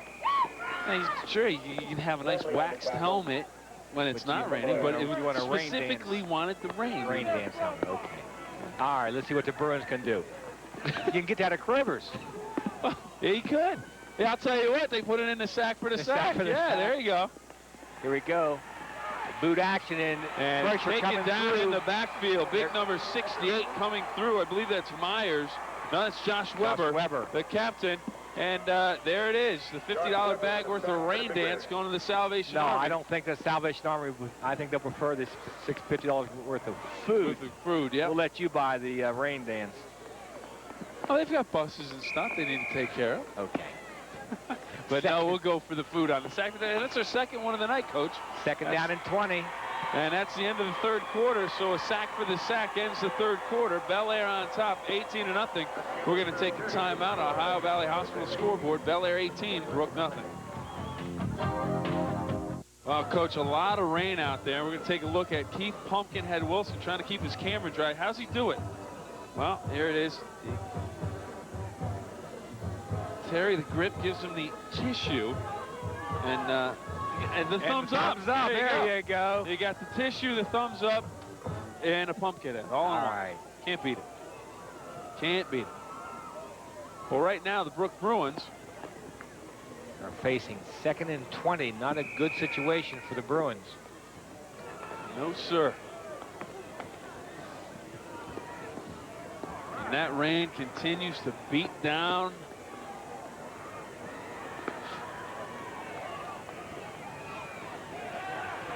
Handoff, 44. Behringer breaks the tackle into the secondary, across the 40, 45, and out close to the 50-yard line. And I think he's got the first down. Nice faking there by the Bruin backfield. Everybody from Blair was running to the left sideline. And all of a sudden, it was Jeremy Roberts. Oh. There he goes right to the top of the screen, 44. Runs through a big red tackle right there. Fresh legs coming into play, and not quite sure what that was. It took him down there. Jeremy Roberts, number 44. To the outside, in and out of the hands of McLean, the intended receiver. Pass intended for McLean, incomplete. They slipped Roberts in. Yes, they did. On us, Coach. We both saw it was Behringer, and then well, boom, it's it's 44. You see the fullback running for Brooke. You know, normally that's what name you're used to saying. Yeah. Roberts ran well, no. 5'9", sure 166-pound sophomore. A good mutter. Coach Bill, you got some good-looking sophomores. The Brooke program is on top right now. Looks like they may stay on top for a while, Bill. Yeah. Well, Roberts checks out of the game here on 2nd and 10. Sherrick looking to pass. He has Howman across the middle. Did he catch it? And there's no calls being made, so I think they're going to spot it. Looked like it bounced, but he sold it well enough to the officials, so he's going to get the catch. Let's take a look at it. No stripes come in waving, but as you said, it sure looked like that was a one-hopper. Jake Howman. Is he an actor? Oh, yeah. Oh, yes. First. You got to take him any way you can get him. That would be a double dribble in basketball with both hands bouncing that ball off the ground. Hey, give him credit, Coach. He did exactly what a receiver heck you know. Come up and hand the ball to the official. Say, I made a heck of a catch there, sir. 10:51 to go in the game. Handoff Boyd. Ooh, looked to bounce off the tackler, but you don't bounce off the big number 78 for the Bel Air Big Reds, at least not tonight. Jason Myers. Tackle made by Myers. 4th and 1 from the same spot for the Bruins. You know who's getting a workout tonight, Coach? The Ball Boys. The Ball Boys. They're back and forth on and off the field. I tell you what, the Ball Boys are some of the most important people on both sidelines tonight. You know, that's really the key. Get a drive ball in there for that center to give to the quarterback. Bruins looking for a big 4th down conversion right here. 4th and 1. Handoff, Sperringer, and I think he's going to have it. I think he's got enough, Coach. Some good surge. Bel Air says no, but I think the Bruins got the 1st down. Are you sure who that was? Well, yeah, I'm sure because the ref just told me. No, I mean, who was running the ball that time? Yes, it was. Yeah, it was. Okay. 44, Take a look 45, at it again. this time 45 for the Bruins. Picks up the 1st down as the offensive line come off the ball and just gave enough line surge for the back to run up behind him. Todd Sperringer gets the Bruins close to the famous Quagmire. Dean Marini all over the Quagmire. 9:50 to go, Bill, in the ball game. Sherrick the pass, looks outside, complete. Flag down on the play on the far side, thrown in by one of the linesmen, and the way Dusty Kinder's reacting, I think we're going to have a penalty against the Bruins. Pass completed to Wilhelm. Grant Allen there making the tackle for the Big Reds on number 21, Dusty Wilhelm. As you say, now they are talking to the Bel Air captain. And we will be marching back 5 yards for the Bruins.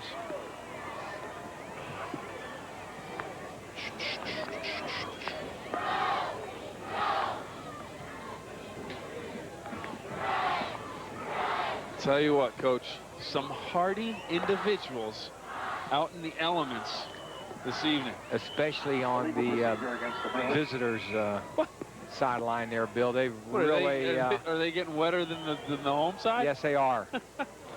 And as Dean just reminded us, they were here when Dean and the crew pulled in about 4 o'clock. There were some Blair people sitting over there, not having the reserved seats that the Brooke fans have. The pitch, Boyd at the 50. He's going to be taken out of bounds. Great defense, though, Bill. As you know, everybody was assigned a man. Now it looks like Grant Allen again. Number 12. Tell you what, they've done a good job on that Brooke option game, and I tell you, there's many teams in the Valley would love to be able to defend it that well. Came off the block. Yep. Spun off the block. Yep.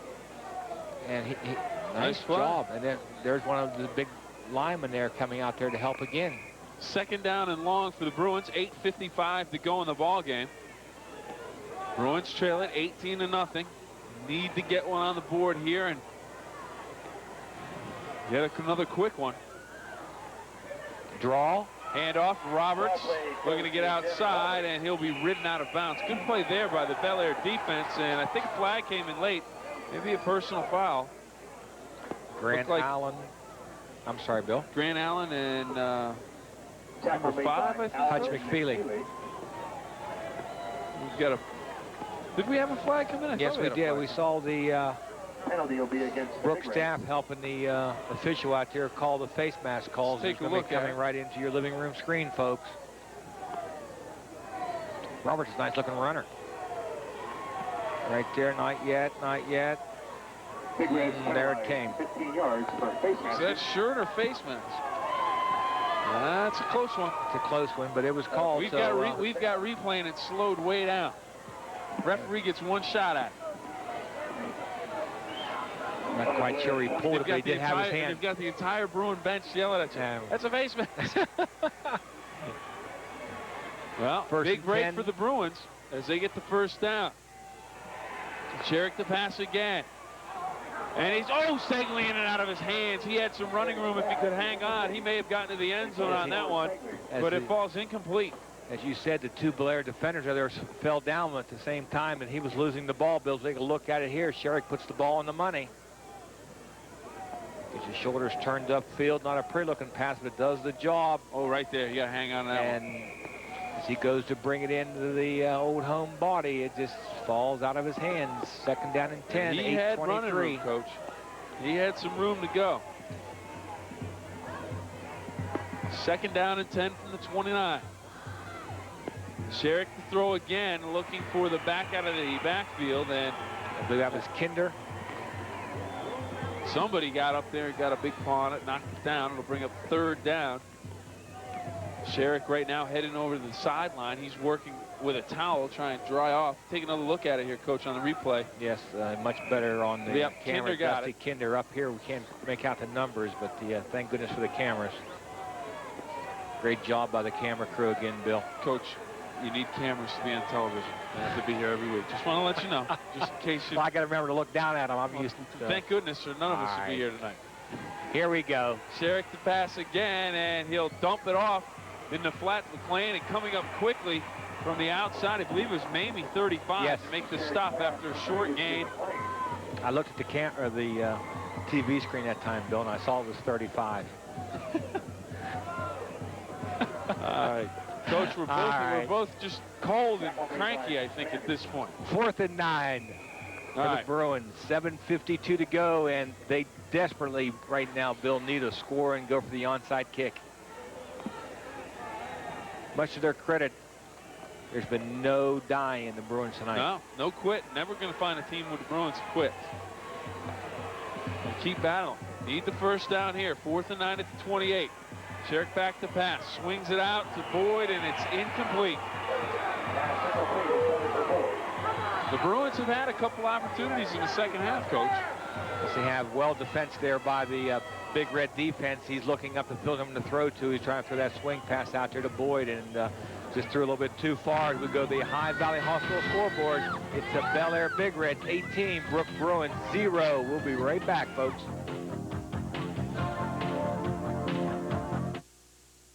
Welcome back to the WTOV9 High School Football Game of the Week. Cold Bill Phillips and a very damp head coach, Ty Fleming. You're the head coach. You were just coach at the beginning of the game, but now I've made you head coach. All right, thank you. You got to move up. Quit arguing with me then. All right. You got promoted to head coach, and I believe we have a Bruin down on the field right now. Dean, I get promoted because I went and got him a sandwich at halftime. Yes. That's Number Ray. 59, Brian Ray, down on the field.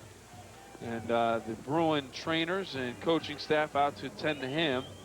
And they're bending that toe back, those toes, and working on that calf, it looks like, Coach. So it might be indication that he's got a little bit of a cramp. Yes, he does. Brian Ray, 6'1", 205-pound senior for the Bruins, has played himself a good game out there. We haven't called his number a lot, but he has really done admirably out there on that defensive line and offensive line out there for him. And the rain has slightly let up there, Mr. Phillips, but it's still coming down, but it's not quite as hard as it was earlier. No.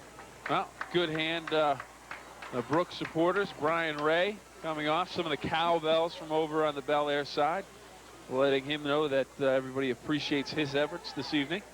He's played a good ball game. Right now, his Bruins are down 18-0, 7:12 to go. Bel Air with the football at the 30-yard line. 2nd down and 8. As they are about to enter the zone. The quagmire. That's bound to happen. Handoff straight ahead. Good job. I believe that was Mamie, Bill. No, I think it's... Is there a new Roth. jersey in? Roth? Off the bottom of... No, it's Mamie. Yeah, it's Mamie. Mamie on the carry, number 35.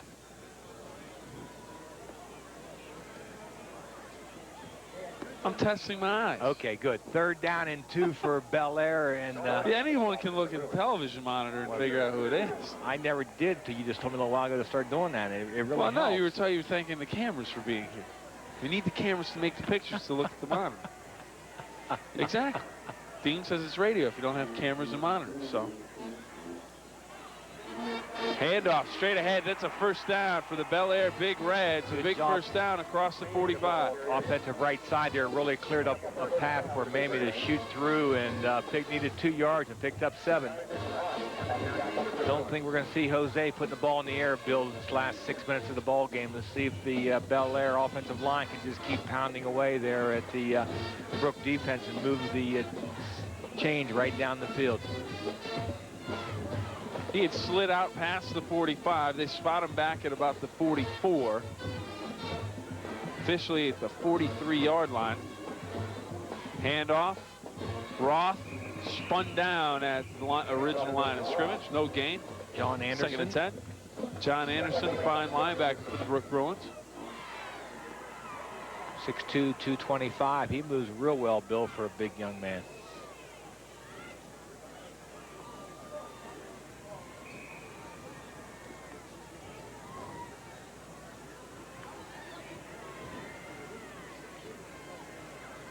Timberlake and Taylor split to the near side for the Big Reds. 2nd and 9 at the 45. 18-0. Bel Air on top of Brooke. Handoff, Mamie for about 4. On 3rd and 5 for Bel Air.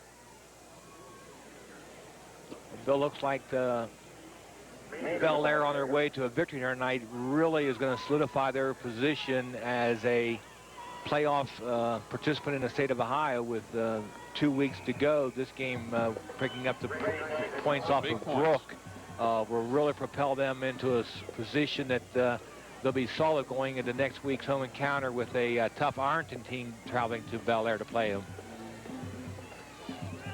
4:25 to go. 3rd and 5. Handoff and straight ahead. Stacked up. Roth on the carry. No gain on the play. It'll bring them 4th and about 5, and the Bel Air Big Reds will have to punt the football away. And I'll tell you what, the Brooke Bruins may be down on the scoreboard, but the band whooping it up on the sideline. They're having a party down there in the rain. I tell you, they've done a real good job staying behind their team tonight, and their team has done a real good job representing their school and their staff, and that they are, you know, there's no dying them. There's 3:51 to go, and they're going to come up for this line of scrimmage and go at them. It looks like Bel Air is going to forego the punting situation right now and take another snap and go with the offense with 3:40. On the board, 4th and 5. Maybe they'll try and draw them off, but the Bruins, they flinch, but they don't go. Now the Bruins trying to flinch to get Bel Air to move. So a little bit of a mind game there. Trying to draw them off. Brooke trying to draw them off. Everyone trying to draw each other off. Nothing happens, they'll punt it away. A lot of times, in a situation like that, Bill, an offensive team will go up there and have their offensive linemen shut their eyes so they don't see the defensive lineman moving. And, you know, get themselves to jump over there, just go up that line of scrimmage. And hopefully they remind them to open their eyes if they snap the ball. Well, if you're not going to snap the ball out there, if you're just going to go ahead and go with a long count. I'm just saying, in case, you know, they did. Oh, okay. It'd be kind of tough for a defensive lineman to see if your eyes are shut up there, but good point. It is something that you know, because an offensive lineman does have a tendency at times to move up there. If you're trying to draw them off, keep them eyes shut.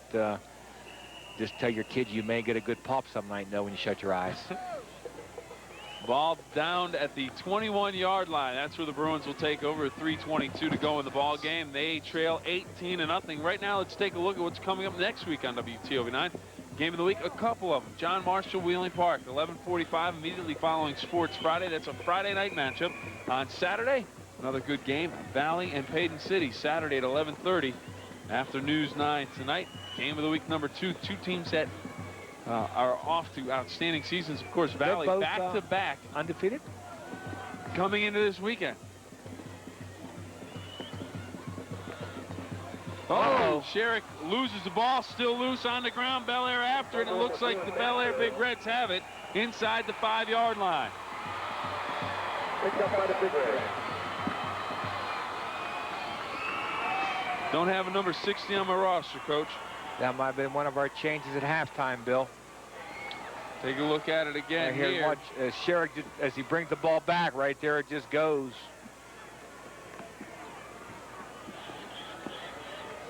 And like a greased pig, it just slides on out of there. As you said, number 60, the unknown Big Red, got credit for it. But I'm sure Mom and Dad will know tomorrow night as they're watching this game who it was.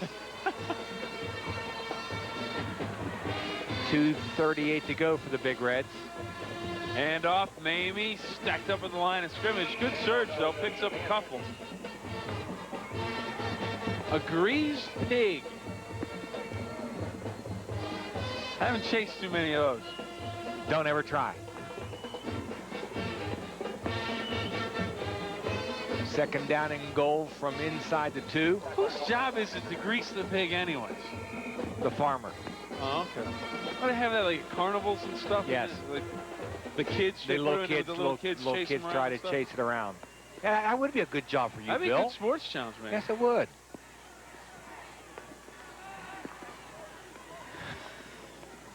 Bill, they're making some comments downstairs in the booth about your sports challenges. 1:46 to go. Is it true you went to the hospital to try to challenge somebody? Got a little rehab on the shoulder, you know, because Lou Holtz wants me to work the sidelines with him, call those plays. Got to signal them into the offense and defense up there at Notre Dame. He wanted Dean to go, but didn't have room for him on the sideline. Okay. I'll tell you what. He just needed a victory, The Industrial and Athletic Performance Center, or OVH, fantastic job. I am as good as new. Jose letting the clock run down before he takes the snap here down on the goal line. Jose pulling it out on his own. Back of the end zone. Kinder, did he get him down? Yes, he did. Touchdown, Bel Air. Touchdown, Big Reds. Touchdown pass, Davis to Kinder. 105, Bel Air 24, Brooke nothing.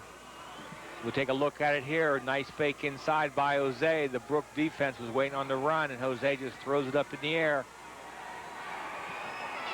Yep, got it in. Got it down. Well, Bel Air is going to try and kick the football again for the extra point. They have failed to convert on any extra points. P.J. Balmer.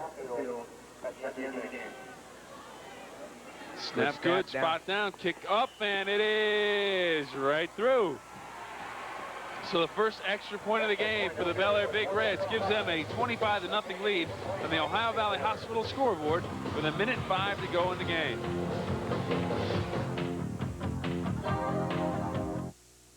And welcome back to the WTOV9 High School Football Game of the Week. Bel Air and Brooke. And Coach, you know, down the road, just a few moments from now, we have to select the players of the game. And I'll tell you what, I know I'm going to go with the Brooke Bruins, and of course we have to have a consensus. And I think you agree, as I jotted it down, you nodded your head, and I think Brad Nyman is going to be our selection for the Brooke Bruins, and you have the Bel Air selection that we agreed on. Richie Mamie, the captain, a fine choice. Great game offensively and defensively in on a number of big plays. And those are our players of the game for tonight's ball game here at Brooke Memorial Stadium, where with 1:05, it is the Bel Air Big Reds on top of the Brooke Bruins 25-0. There's a look at your Red Donnelly Scholarship recipients. Rich Mamie of Bel Air, Brad Nyman of Brooke.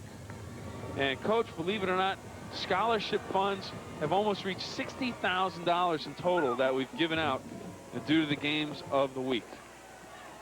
On the return, Bruins out to the 35-yard line, still moving, still surging ahead before they're stopped. McLean on the return.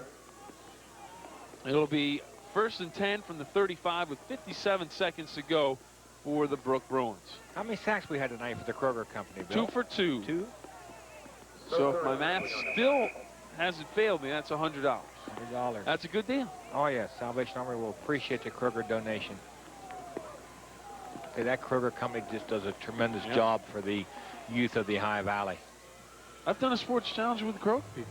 I was bagging groceries. I thought you was going Bruins. to try to downfield, intercepted, and it is returned. On the return, number 5. McFeely, he's out to the 35-yard line, slides out of bounds. That's where the Bel Air Big Reds will take it over as he gets the INT. Take another look at it. And he hits the quagmire that's located on the Brooke Bruins sideline. Watch his slide here. Fairly good now. Woo!